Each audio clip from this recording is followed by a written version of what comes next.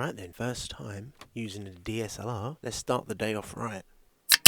I have had previous experience filming with the DSLR, a home movie when we went to Scotland for Christmas in 2022, but since using GoPros I found their stabilisation and ease of concealment an irreplaceable improvement. But for Ria, I wanted to be able to follow these amazing aircraft closely, so I'm using a Tamron 16-300 with a 2x teleconverter, which for whatever reason the autofocus refuses to play nicely with. Oh, there he is. So I had to manual focus all day like a caveman, along with the Movo VXR10 Pro microphone to hopefully capture the sounds of these engines as best as I practically can. It's impossible to do while walking, to zoom in on it at that distance. With the cropped sensor on my D5300, this gave me an effective range of 48 to 900mm. I didn't really do any commentary on the day, so take this video simply as a humble summary of what we saw on the Saturday.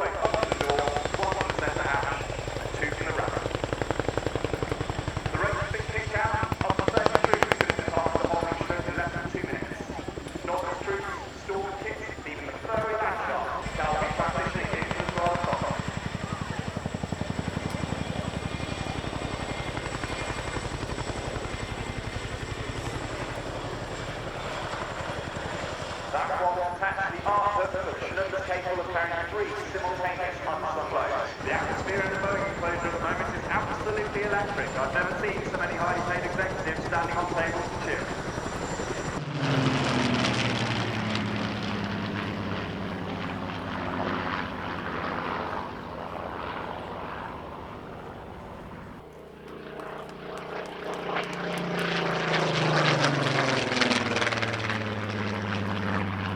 Well, what we're going to see next is not fully aerobatic. It is very, very impressive indeed. On the roll, it's the Airbus A400M.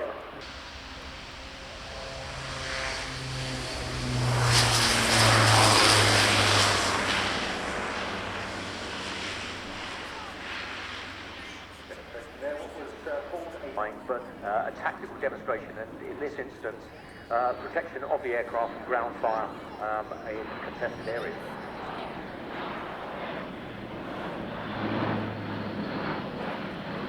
Four 1100 shaft horsepower Eurocrop International CP400 turboprop engines. So we've got the undercarriage extended now. 14 wheels and tyres, optimised to allow the aircraft to operate from unprepared strips at high weights.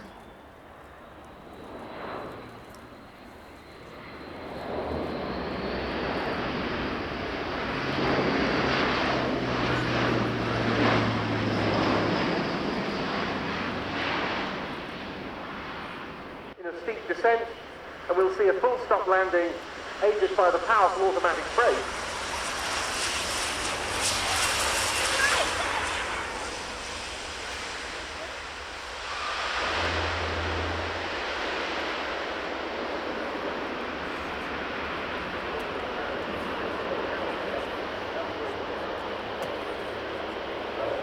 In Germany.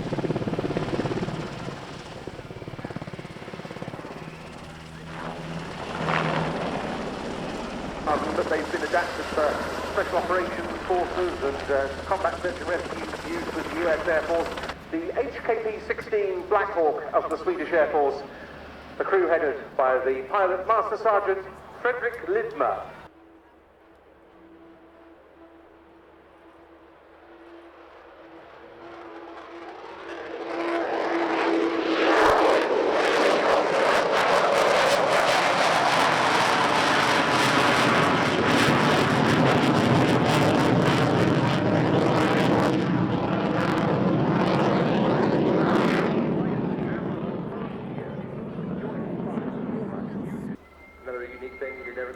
another air show year past.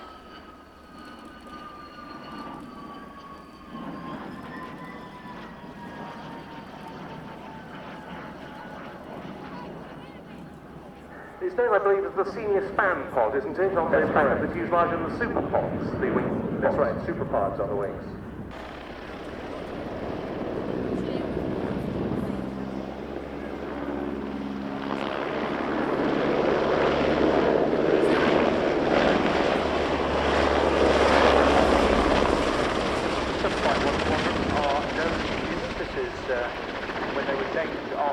Which was the first type they operated after being commissioned back in 1978.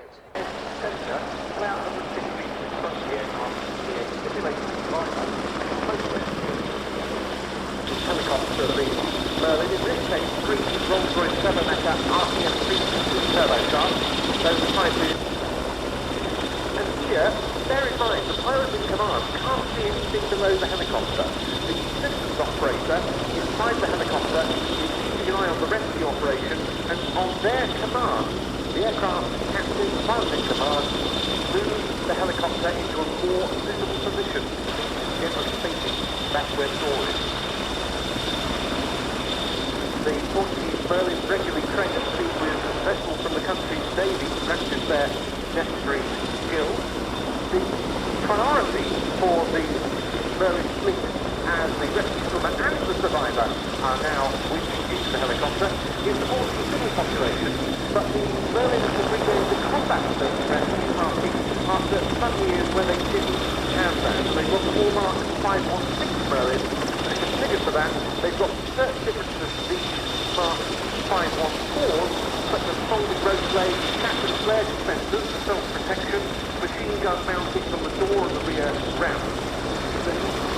And that requirement for combat search and rescue is why we're about to see the next maneuver.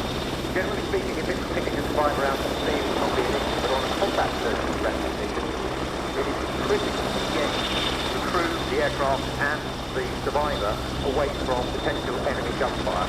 So once the survivor is safely in the aircraft, it is go to the vertical take-off and crew dive. This one is one of the 6 standard search and rescue Merlin on Portuguese strength. They've also got, apart from the Sea-Star, the combat SAR helicopters, 2 that have been found to perform fisheries patrol missions. Now there's a demonstration of 3-engine power.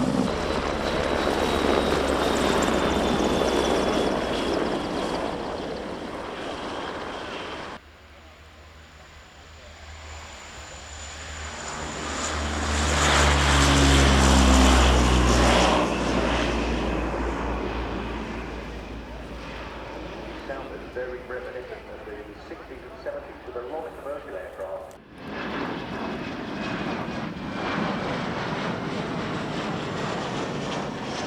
Here, with the weapons bay open, this is the configuration I've seen during a cycle flypast before.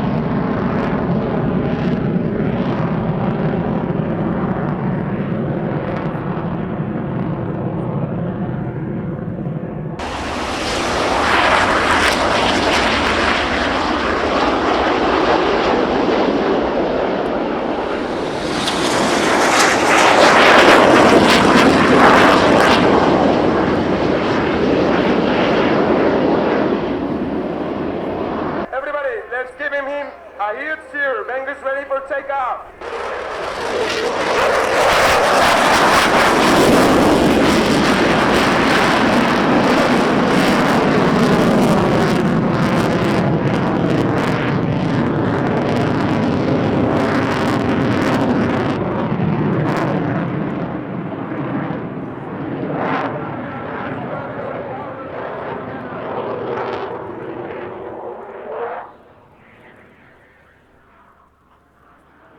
Yeah, that's it. Just go silent there. Now let's go for a landing.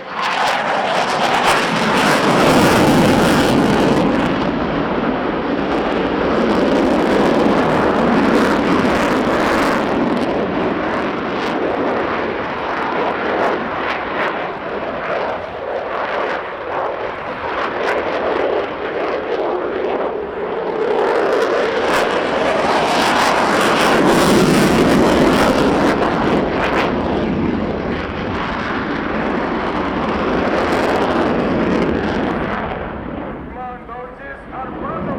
But Bengals is mighty inside the helmet. Get your cameras ready.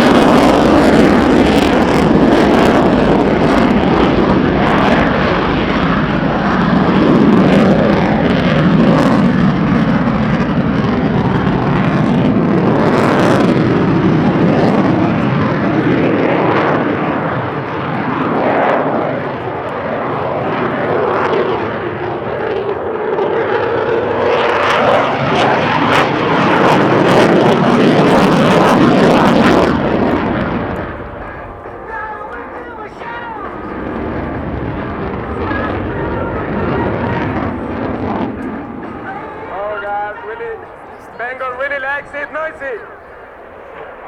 Now put in maximum G's, 9 G's.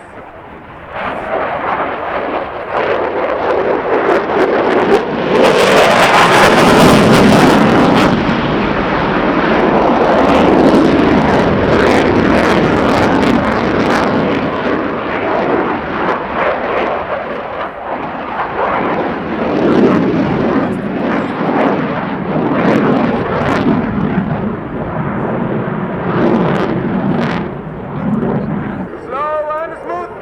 Every degree under total control.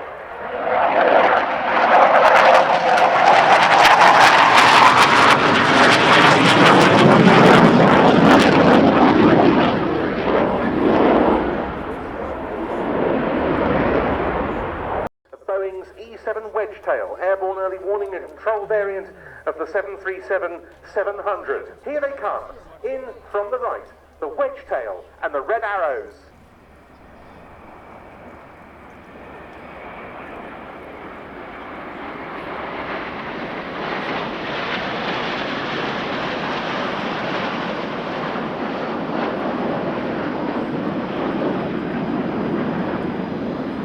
Please, put your hands together for the 2025 Royal Air Force Aerobatic Team. It's the Red Arrows!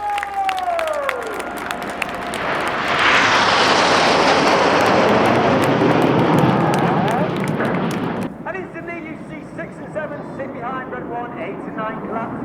The former world famous Diamond 9. Reaching a height of over 5.5 to 6,000 feet, the aircraft now slowing down as Red 1 brings them back down and twists them around to the right. Former qualified flying instructor on the Tucano, where he was the Tucano display pilot in 2012.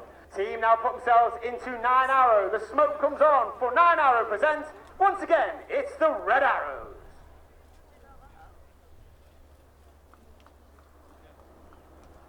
On the right of Red 1 is Red 2, Flight Attendant Rob Thomas. Rob is in his first year of the team.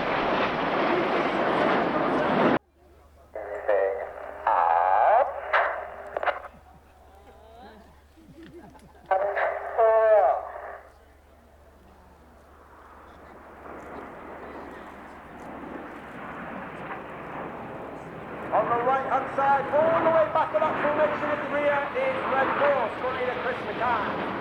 Chris is working extremely hard to back that formation. He's having a look at the entire formation at Red 1. Could we take our formation references from Red 1 and not necessarily the person who's on the inside? Roll around the rest of the formation, but watch for the colour change as Red 1 brings them down the line. A little bit right.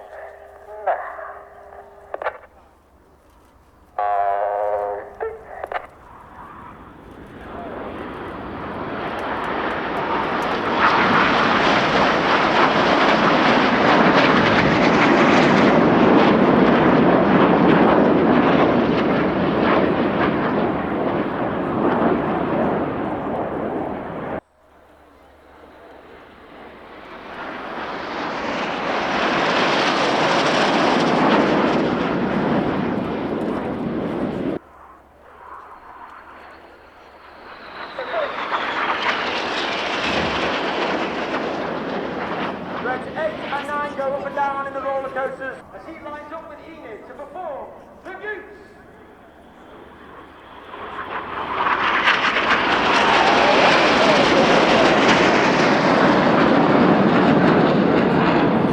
This is the one you do not want to miss. The smoke comes on for the world famous Synchro Heart. And coming in from the top right hand side is Red 8 as he spears the heart. Red 8 has flown Lieutenant Rich Walker, an very experienced aviator.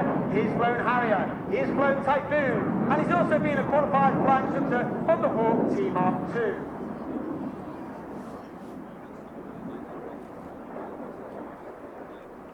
Let's give the Synchro Bear Red 8 a massive round of applause for a wonderful heart in the sky.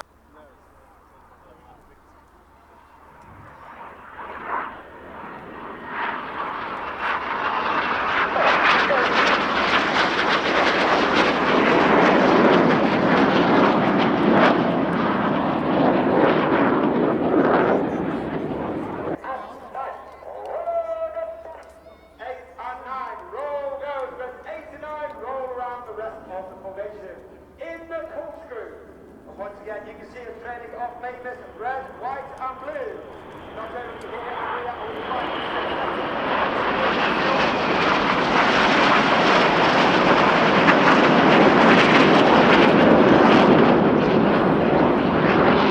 we are flying with a environmentally friendly, biodegradable smoke foil.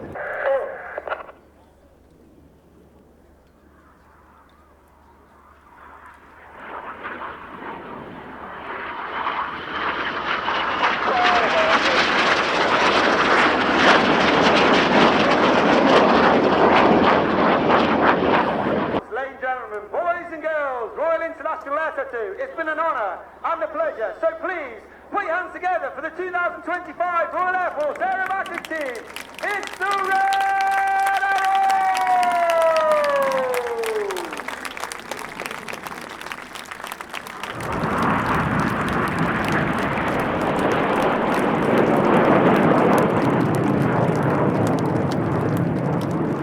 But then when the E3 came in, it was a physical radar that is physically turning.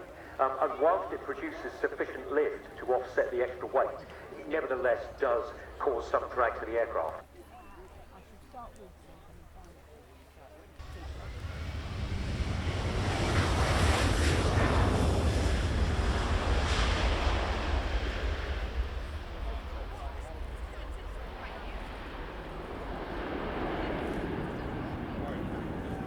Well, what a splendid sight, Boeing test pilot.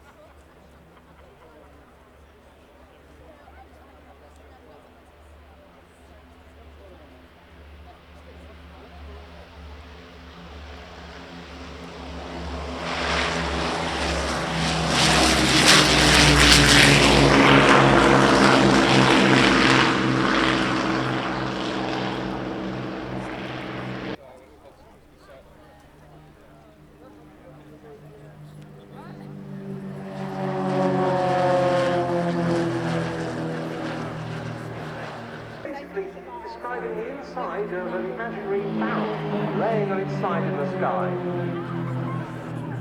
Watertight formation This is led for the 2025 display season by Jamil Zayad, who first joined the Royal Jordanian Falcons back in 2002. He is currently the Director of Operations and leader of the team. In fact, he first assumed leadership back in 2005 and has returned to the role on various occasions since. And they headed towards the display centre for a crossover. And they split as they do so. Jordan, that the Royal Jordanian Falcons were founded back in 1976 on the Peace and Pit Specials. His intention was the team chose to promote the Jordanian family, peace and friendship to the world through the art and science of aviation.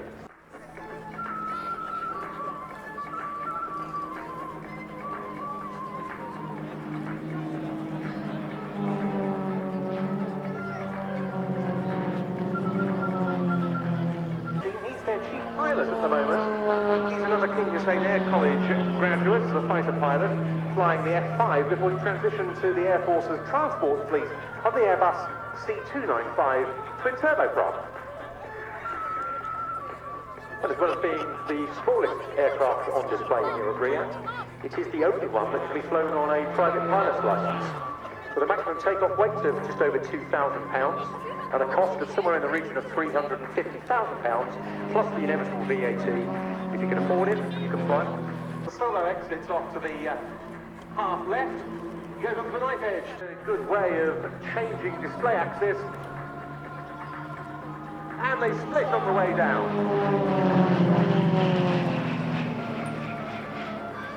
All heading back into the vertical, showing us something of the outstanding power to weight ratio of the extra EA 330 LX.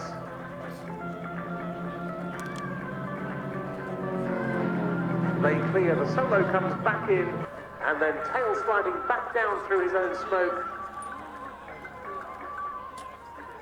Transitioning into a spin.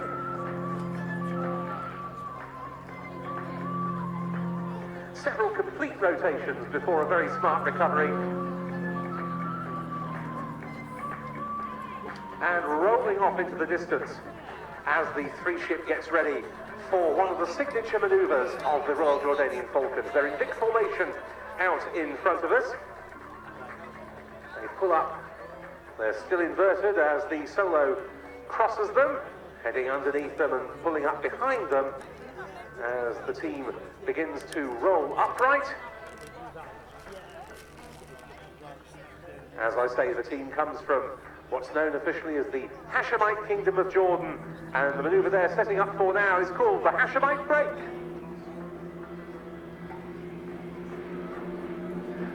Break, break, go for Moika. Default vertical as the two wingmen go off to either side. The wingman I haven't talked about yet is Captain Ahmad Al-Quda, a King Hussein Air College graduate who's flown the F-5 and the F-16. He's been a member of the Royal Jordanian Falcons since 2013.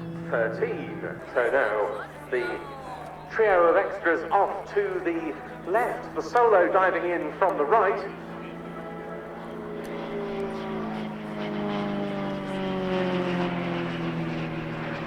Again, heading on to the right edge of the crossover. This is going to be a slow roll in box formation. One of the hardest manoeuvres we're going to see today, performed by a team whilst in formation, absolutely. What makes this so challenging exactly? It's a manoeuvre that requires all three axes of the control system being used.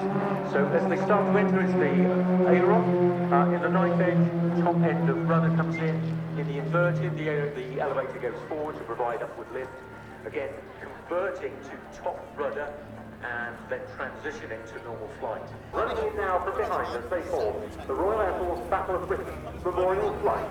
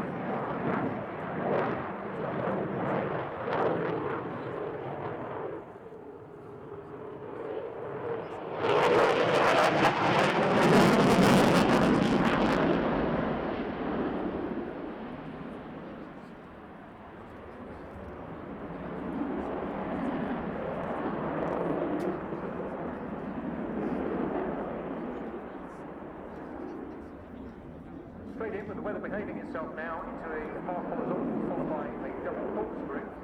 Now positioning to the right of the crowd for the first full manoeuvre, which is a loop into a barrel roll, accelerating to 500 miles an hour.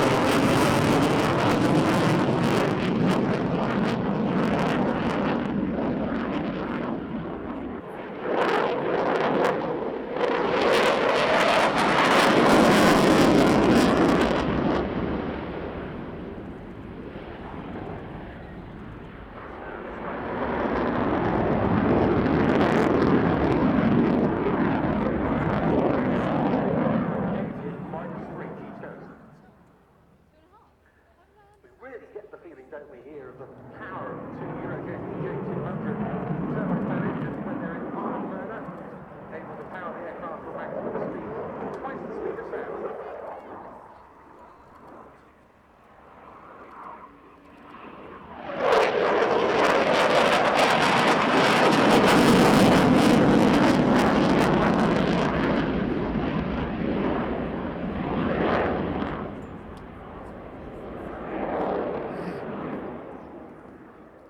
Those engines in full reheat give a beautiful orange colour, which is very nicely contrasted by that dark cloud.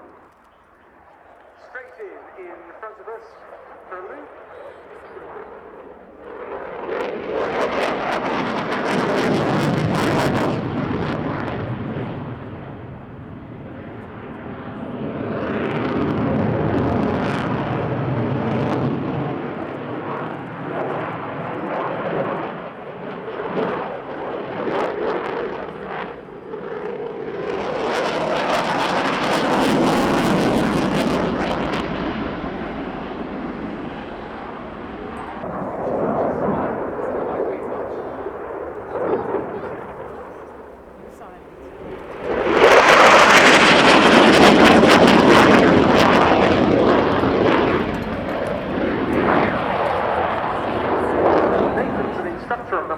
Squadron, which is the operational conversion unit for the UK Typhoon Force.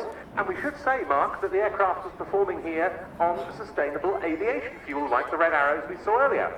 So majority of RAF aircraft have been able to go on a blend of sustainable aviation fuel for roughly the last decade. SAF is a certified jet fuel, also known as Jet A1 in the civilian world and AVTUR in the military world. But on a molecular level, SAF is virtually identical to fossil-derived fuel, but it's made using a range of renewable components such as cooking oil, fats, plant oil, agricultural and forestry waste, and so on. The majority of SAF is still a blend of this biomass and fossil fuel, but ultimately it has the potential for it to be the exclusive source.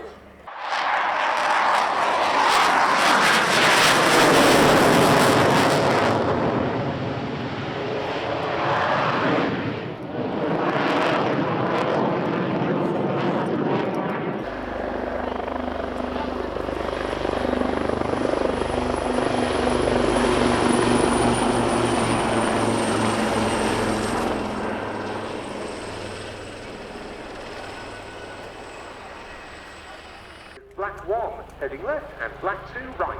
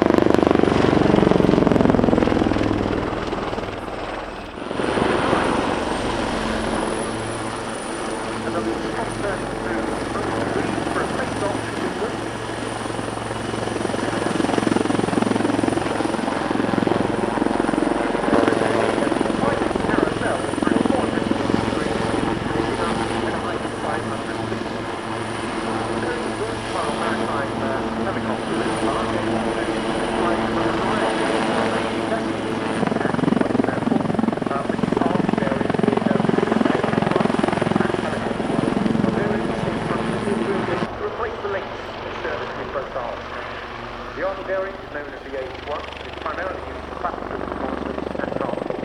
The Navy version is also used for the transport role, but it's primarily for national